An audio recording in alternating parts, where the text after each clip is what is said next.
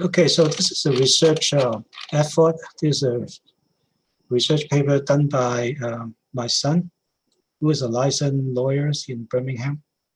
And I'm a professor at the University of Alabama in Huntsville. And my daughter, she is helping me to do some data analysis on this. In the papers, we introduce the importance of classifying different types of sentences in contract laws. And at this point in time, we are narrowing our focus on contract laws because, the scope is just way too big. The semantic is way too complicated. So we're trying to narrow down the scope to just focus on contract laws at this moment.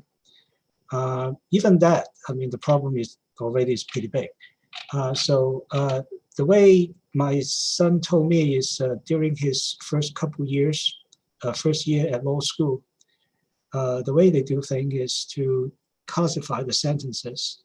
And then after that, they're trying to pick up the most important part of court decisions. And then by generalizing those court decisions, we try to predict a new case, the outcome of a new case, and then try to find a similarity between a new case and those already in the database. Trying to find the relevant legal precedents. So the 7 types of sentences we currently identify is the fact sentence, the court issue sentence, parties issue sentence, holding sentence, law sentence, procedural history, and references. Okay, everybody pretty much understand what a fact sentence is. It's essentially specifying the facts of the case.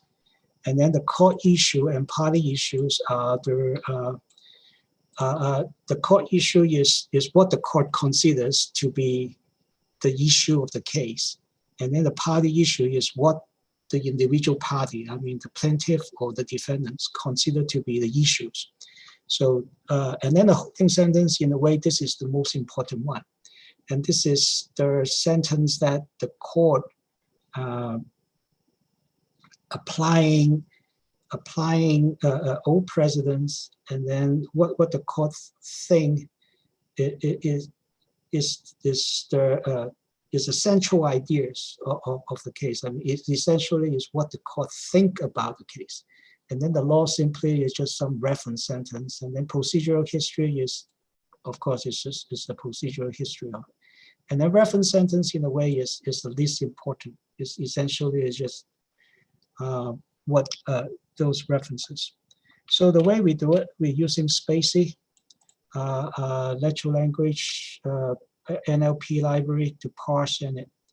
And then we also we also build a database in order to do the match. So at this point in time, our database, our knowledge base is pretty small. We only have 12 cases. They're all drawing from Alabama, so there are 12 of them. And then the first 5, we used it as training. So we identify the different sentences in it. And then the way we build the knowledge base is we extract the essential part of each sentence and put it into the knowledge base. And then when a new case comes, we use the similarity measure, which is based on the word vectors, and then compare with each sentence fragment in the knowledge base. And here's the result of our experiment. At this point in time, this is still very preliminary. And then considering this 7 sentence type, and this is what we got.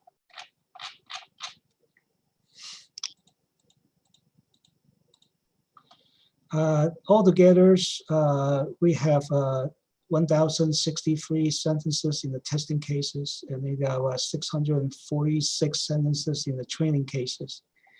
And then the accuracy at this point is about 69% for the testing cases. For the training cases, we got 92.41%.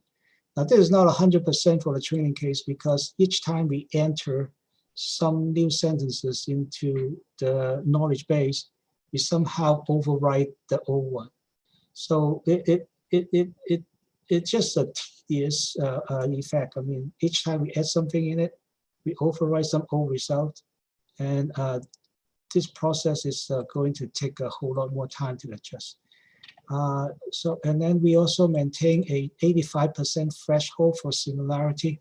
So if anything that is below the 85% threshold, we regard that as a fact sentence. It's just totally unique to the case itself. It doesn't have much, cannot do much about generalizing.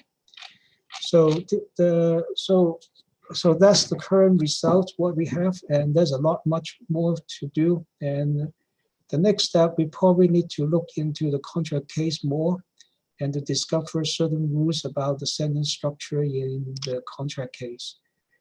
That's the way we are going to. That's the way we're going to go after this tough problem. I mean, this especially the semantics is always tough to crack that.